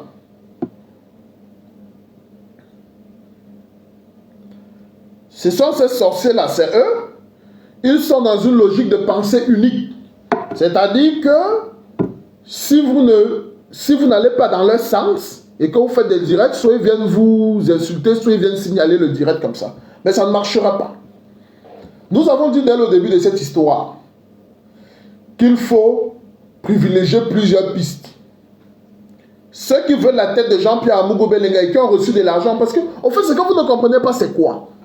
C'est que l'histoire a été bien préparée, de telle façon que même la liste qu'ils ont sortie, on appelle ça une fuite en avant. La fuite en avant, c'est-à-dire quoi? J.Remy Ngono, c'est un groupe. Je sais qu'il y a beaucoup de personnes qui ont été manipulées par J.Remy Ngono. Ils sont nombreux qui ont été manipulés par J.Remy Ngono. Et je dis encore, pour ceux qui me suivent, J.Remy Ngono sera auditionné dans cette histoire. Parce qu'il faudrait qu'il dise, qu'il donne le nom des personnes qui l'ont informé de ce qui devait se passer et de l'assassinat de Martinez Zogo. J.Remy Ngono sera auditionné, qu'il monte, qu'il descende. Il sera auditionné. C'est ce qu'on appelle l'effet boomerang. C'est-à-dire que lorsque vous préparez quelque chose, il faut vous attendre que ça se retourne contre vous. C'est le retour qui est en train de commencer. Vous avez vu, tous ceux qu'on a arrêtés là, on est en train de les libérer un à un. On les libère. On les libère. Justin Dawe qui avait prononcé, on disait que Laurent Esso, maintenant ce n'est plus le nom de Laurent Esso. Maintenant on va chercher le ministre Louis-Paul Motazé. Ce ne sont pas les enfants de cœur, je rappelle. Mais on dit le ministre Motazé aurait promis l'argent que... Donc finalement Laurent Esso n'est plus là. Maintenant Motazé, on va le libérer. Et le retour, ceux maintenant, les vrais commanditaires et les complices de l'assassinat de Martinez Zogo et du père Jacques Olambébé, on saura qui ils sont.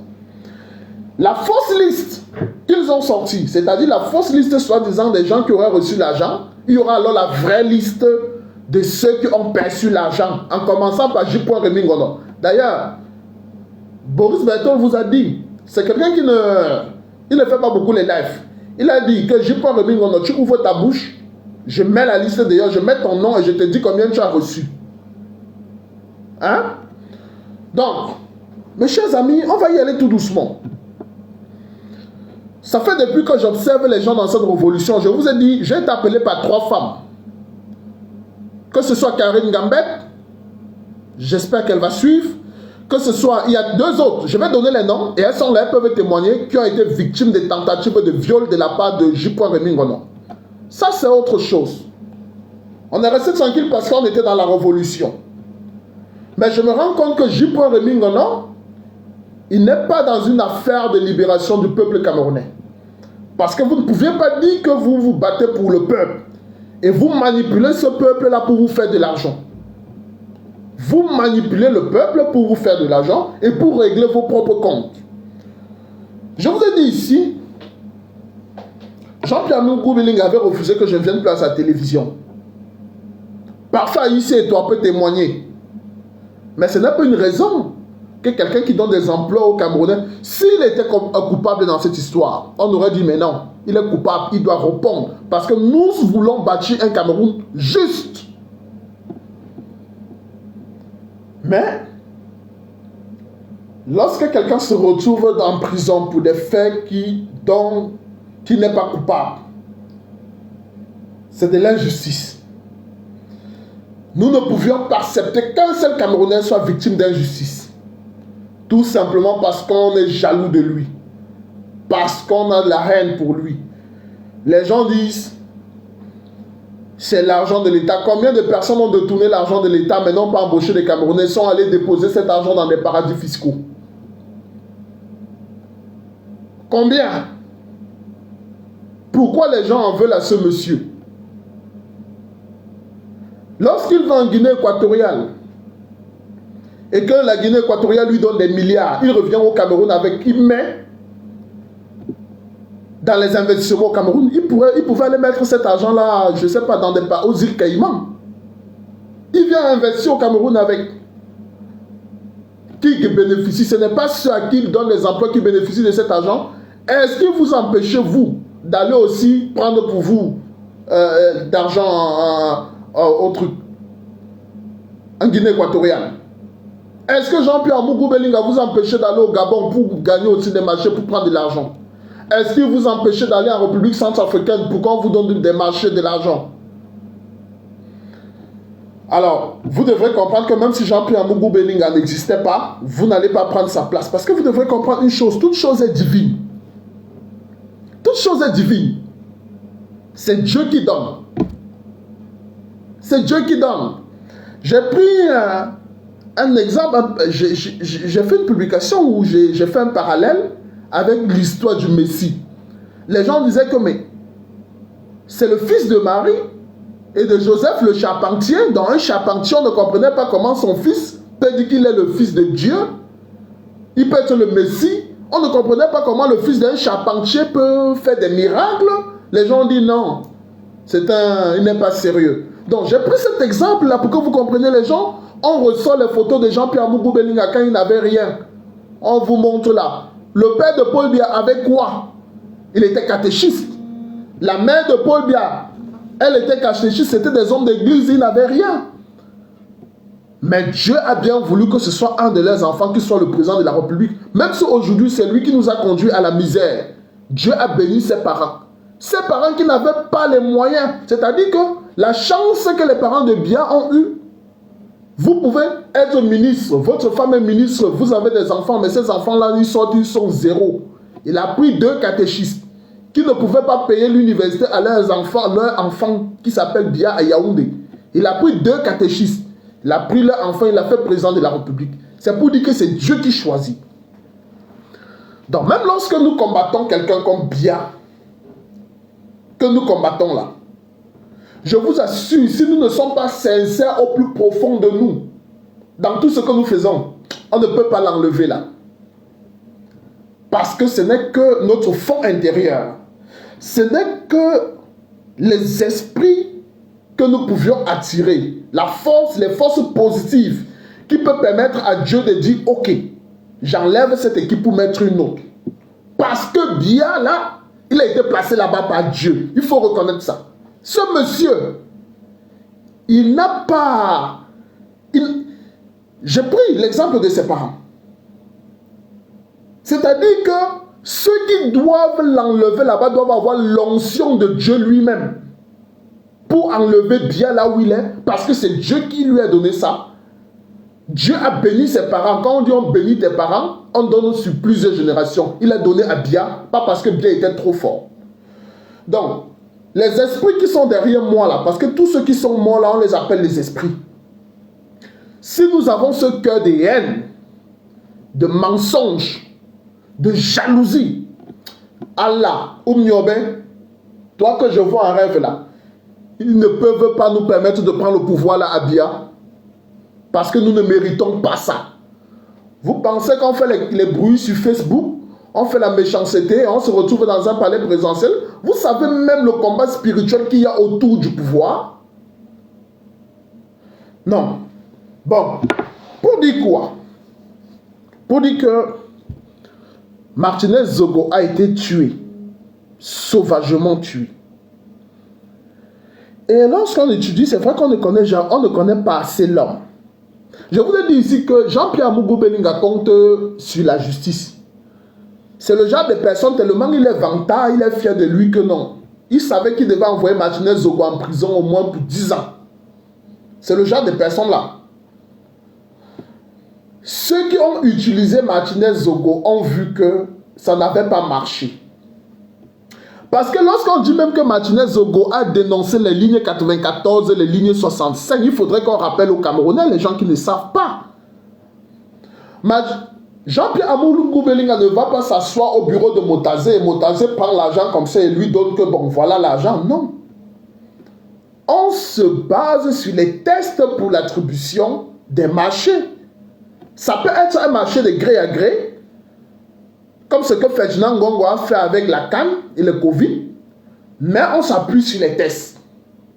C'est-à-dire que l'attribution des marchés, pour le soutien, tout ça, on s'est appuyé sur les tests et ça remplit. Il y a plusieurs commissions pour cette attribution.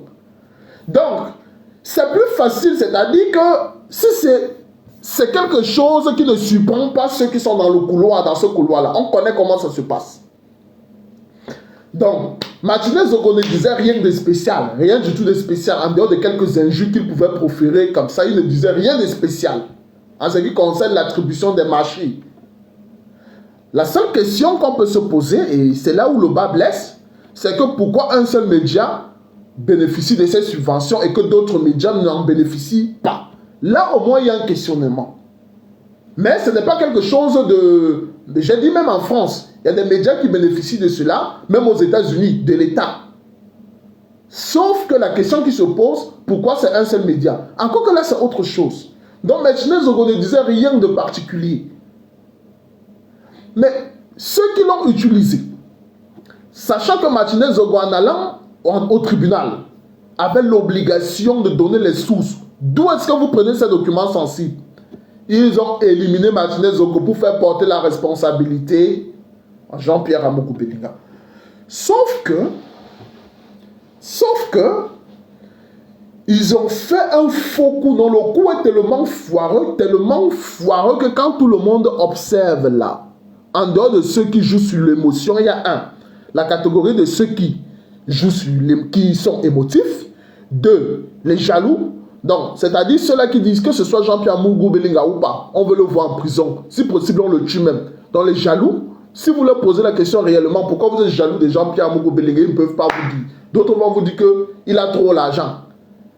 S'il n'avait pas l'argent, là, ça devait entrer dans vos poches. Moi, je vous pose la question.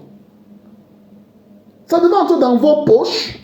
Est-ce que le président de Equinox TV, depuis je ne sais pas combien d'années qu'il a Equinox, il est parti en Centrafrique pour demander l'argent, on ne lui a pas donné. J'ai dit, hein. Mais moi, je ne comprends pas les gens. Est-ce qu'on a empêché le PDG de Equinox, de Canal 2, est-ce qu'on les a empêchés d'aller aussi demander leur part d'argent dans les présidences en Afrique de l'Ouest ou en Afrique centrale? Chacun a sa chance, les amis. Chacun a sa chance. Chacun a sa chance, vous devrez savoir cela. Et nul ne peut prendre la place de l'autre. Parce que c'est Dieu qui met chacun là où il est. Dieu met chacun où il est. Vous devrez le savoir. Je sais que ces manipulateurs, ces jaloux, les gens avec qui j'ai eu à partager le même couloir, Dieu m'a permis de prendre les cas et de mieux les observer, doivent savoir que lorsqu'on se bat pour un peuple, en tout état de choses, c'est-à-dire, même si ça concerne quelqu'un que tu n'aimes pas, tu regardes l'intérêt général et tu recherches la justice. Si c'est Jean-Pierre Amougou Belinga qui a fait que c'est réellement lui, il doit subir. Mais si ce n'est pas lui, ne t'associe pas à ceux qui veulent sa chute. Dis non, ce n'est pas lui. Le tout sinon, ce n'est pas lui, laissez-le. Mes chers amis, je voudrais que vous puissiez dire à vos amis, à vos proches, à tous ceux qui veulent se laisser emporter dans la manipulation, que Jean-Pierre Amougou Belinga n'est pas responsable de l'assassinat de Martinez Zogo. Parce que vous-même, vous avez suivi. Justin Daoué a donné 3 versions. Première version, il ne connaît pas Jean-Pierre Amougou Belinga. Amougou Belinga est arrivé là-bas, dit, monsieur, je vous connais, vous venez à mon bureau, je vous donne parfois de l'argent. Deuxième version, il connaît Amougou Belinga, mais il a seulement été payé pour tabasser le gars. Mais on vous paye pour tabasser quelqu'un, vous faites une équipe de 20 personnes pour tabasser quelqu'un, mon frère. Voilà. L'histoire c'est fausse que... Donc, oui, Jean-Pierre Amougou Belinga a dit tabasser-le. Et tu cherches 20 personnes, 20 militaires pour tabasser une seule personne. Même pas 2 poutres sur toi, ça fait 3. 20 militaires pour tabasser une personne. Vous-même dites-moi, l'affaire là, ça tient la route. On l'a payé. Écoutez, on a juste payé pour tabasser le gars. On a promis 23 millions, c'est 23 millions. On a avancé 2 millions. Pour tabasser quelqu'un, on te donne 23 millions, mon frère. Aïe! Aïe! Non, vous-même dites-moi un peu. Mais, il y a quelque chose qu'on appelle chez nous l'ondoum.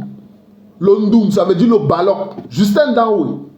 Envoyez ça à Justin Daoué, l'ondoum. Le ballon là va prendre ses enfants jusqu'à la dernière génération. Parce que ce qu'il fait là, on appelle ça l'ondoum. L'ondoum, ballon. Ça va prendre les enfants de Justin Daoué jusqu'à la dernière génération. On peut mentir comme ça. Est-ce qu'on peut mentir comme ça, les frères? Non, mais quand même. Bon. Finalement, J-Paul Remingano qui avait dit aux gens jusqu'à... Je me souviens que j'ai eu... lorsque j'ai échangé ici avec les agents des services de renseignement qui m'avaient appelé pour me donner des informations en disant que M. Ferdinand Ngongo veut à tout prix renverser M. Maxime Okoeko parce que M. Ferdinand Ngongo est dans une logique de coup d'État scientifique. Il veut d'abord neutraliser un certain nombre de personnes pour avoir... Il a déjà la police, la gendarmerie. Il veut prendre les services de renseignement et il finira par la défense. Parce qu'il faut reconnaître une chose. Chantal Biya a une haine particulière envers Betty Assomo. Donc ils finiront par la défense. Pour le moment, M. Betty Assomo, c'est quelqu'un, il ne parle pas beaucoup. Mais c'est un monsieur qui a la tête sur les épaules. Donc ils finiront par lui, non. Pour eux, il était question de neutraliser M. Laurent Esso et lui, Paul Motazé, qui sont les derniers verrous qui protège en réalité M. Franck-Emmanuel Biya. Parce que qui est visé dans toute cette histoire? Celui qui est visé, c'est Franck-Emmanuel Biya. Mais il faut d'abord nettoyer. Vous savez, pour couper un arbre là, pour abattre l'arbre, on nettoie d'abord en bas. Tout ce qui protège l'arbre, les trucs qui dégagent, il faut d'abord dégager ça. Donc, Ferdinand Ngongo avec ses amis, les petits Israéliens qu'il a pris autour de lui, il veut d'abord les nettoyer. Et qu'est-ce qu'ils font? Dans ce que Ferdinand Ngongo envoie à ses gars de publier, il mentionne que le directeur de la DSP, de la direction de la sécurité présidentielle, le général Aïvo, donne des marchés de gré à gré à Jean-Pierre Amougou Belinga. Donc, ceci c'est pour préparer Biya à se séparer de son patron de la sécurité. Ils ont même envoyé des gens sur les plateaux de télévision à Equinox pour dire comment la sécurité de Biya est menacée jusqu'au dernier verrou, la DSP. C'est-à-dire que même la garde présidentielle. Et vous vous souvenez, en 2020, Ferdinand Ngongo avait voulu que le commandant actuel de la garde présidentielle, celui qui avait remplacé le commandant Sowe, qu'il soit aussi écarté parce que Ferdinand Ngongo avait proposé un de ses hommes. Biya a bloqué. Donc, le Ferdinand Ngongo et Chantal veulent écarter tout le monde afin maintenant de prendre le pouvoir avec l'aide des Israéliens à qui Ferdinand Ngongo donne beaucoup d'argent actuellement. Ça ne marchera pas. Ça ne marchera pas. J'ai fait une publication aujourd'hui. J'ai dit dans cette publication que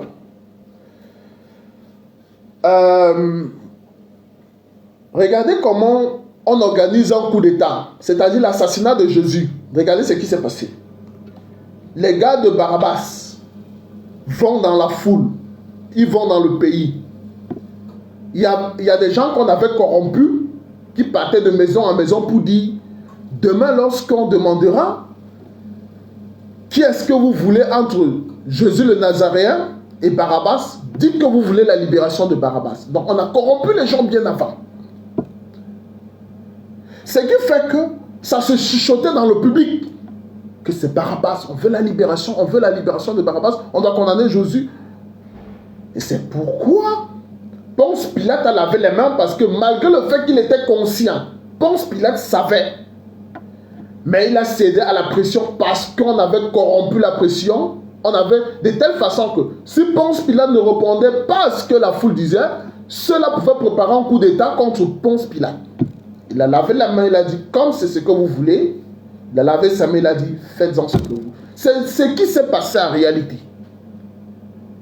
Ce sont des vieilles pratiques, c'est-à-dire que lorsqu'on dit même que les gens là sont intelligents, les services d'intelligence, ceux qui travaillent avec Ferdinand Ngongo, Monsieur Ferdinand Ngongo, si vous suivez cette vidéo, je vais vous dire que tous ceux qui travaillent avec vous là, ils sont bêtes, ils sont cons, ils ne valent pas la peine du tout. Ils ne valent pas la peine, mettez-les de côté, prenez d'autres personnes. Parce que ce sont des théories qui existent depuis la nuit des temps.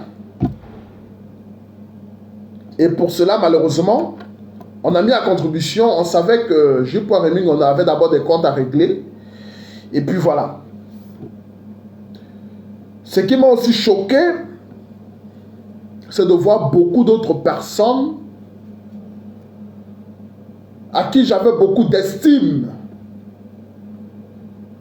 qui se sont jetés dans une haine gratuite, sans penser à ces milliers de Camerounais que M. Jean-Pierre Amougou Belinga emploie. En effet, pour eux, ça ne dit rien du tout. Dès que vous voulez parler, on vous dit qu'il y a les militants du MLC en prison. Donc, comme il y a les militants du MLC en prison, tous les autres Camerounais peuvent aller en prison sans raison, parce que les militants du MLC sont en prison sans motif. Oui, c'est ce qu'ils utilisent. Dès que vous voulez parler, on vous dit non. Les militants du MLC sont en prison. Donc, parce qu'ils sont en prison, illégalement, les autres doivent aussi partir illégalement et vous êtes contents, vous applaudissez. Quand on leur demande, ils disent, eux aussi doivent aller goûter ça. Ça, c'est quelle mentalité? C'est vous dites que vous voulez, vous pensez que les esprits de Oumniobé peuvent vous accompagner dans votre quête de pouvoir, mes amis. Non, il faut oublier ça.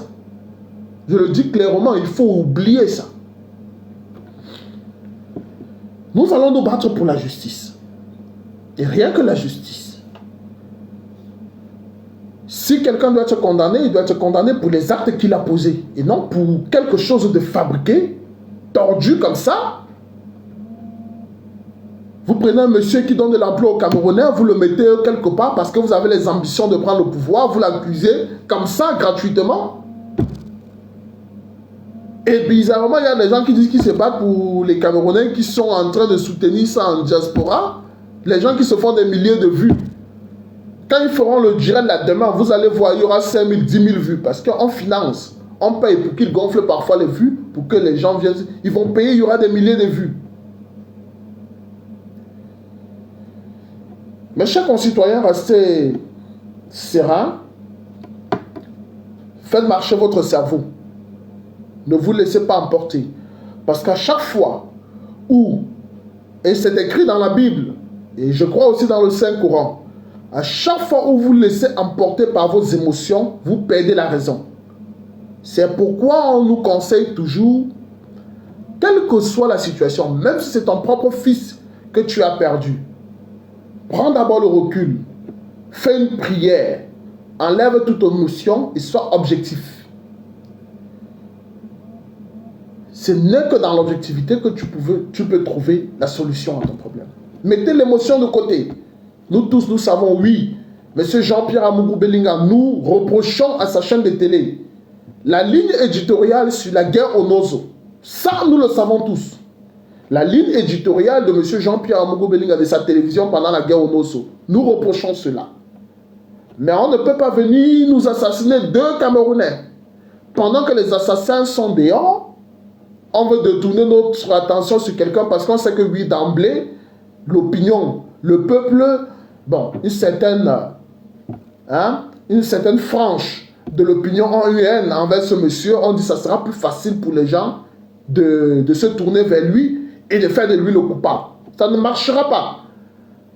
Tous ceux qui ont voulu détourner les Camerounais contre Jean-Pierre Amougou Belinga, ça ne marchera pas. Je vais répéter. Tous ceux qui ont voulu retourner l'opinion camerounaise contre Jean-Pierre Amougou Belinga, ça ne marchera pas. Nous sommes conscients que Jean-Pierre Amougou Belinga est innocent dans cette affaire. Ailleurs, il aura certainement des comptes à nous rendre. Mais dans l'assassinat de Martinez Zogo et de Jacques Olabébé, parce qu'on ne parle pas de Jacques Olabébé, mais Jacques Olabébé a été assassiné pour la même affaire. L'assassinat de Martinez Zogo et de Jacques Olabébé, les commanditaires seront sûrs et ils vont passer devant la justice. Ce n'est pas Jean-Pierre Amougou Belinga. Tous ceux qui ont cru qu'on devait condamner M. Jean-Pierre Amougou Belinga sans réfléchir, vous avez échoué. Et présentez-vous. Les commanditaires, les assassins, présentez-vous. Rendez-vous à la justice. En ce qui concerne J. Rémy Ngonon, je le conseille tranquillement de se diriger à la police de son quartier et de commencer à donner les informations avant qu'il ne soit interpellé. J'envoie ce message à J. Rémy Ngonon. Dirige-toi à la police. Donne les renseignements à la police avant que la police ne vienne te chercher. Parce que tu as donné les informations exactes avant et tu as donné de fausses informations, de fausses pistes après. Dirige-toi, J. Rémy Ngonon, toi-même, à la police avant que la police ne vienne te chercher. Sur ce, mes très chers compatriotes, la patrie ou la mort, nous vaincrons. Merci d'avoir regardé cette vidéo avec nous. N'oubliez pas de faire un tour sur notre page, de vous abonner et de cliquer sur la cloche de notification. À la prochaine pour un autre numéro.